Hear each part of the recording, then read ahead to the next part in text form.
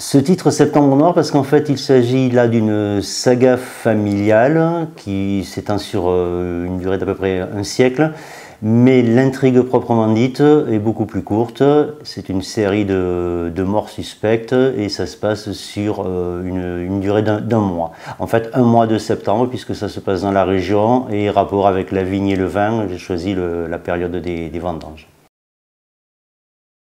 Le cadre géographique, ça se passe dans l'Aude, c'est le plateau du Sauvage qui est au nord de Vintena-Cabardès. C'est un endroit qui me plaisait parce que c'était un endroit, justement, comme son nom l'indique, sauvage, où il était possible de créer et faire et défaire le décor de mon histoire. Ça aurait pu se passer n'importe où ailleurs, mais il y avait tout ici. Il y avait le décor, il y avait la vigne, il y avait le vin, donc je ne suis pas allé chercher plus loin. J'avais envie en plus d'inclure quelques petites notions d'occitan. Cette histoire commence, la saga commence en 1820 et se termine à la fin du 19e siècle. Raison très simple. D'une part, je voulais trouver encore des territoires bien sauvages. Au niveau technicité, je voulais pas de machinisme, de tracteur, je voulais que ça se passe de façon très rustique.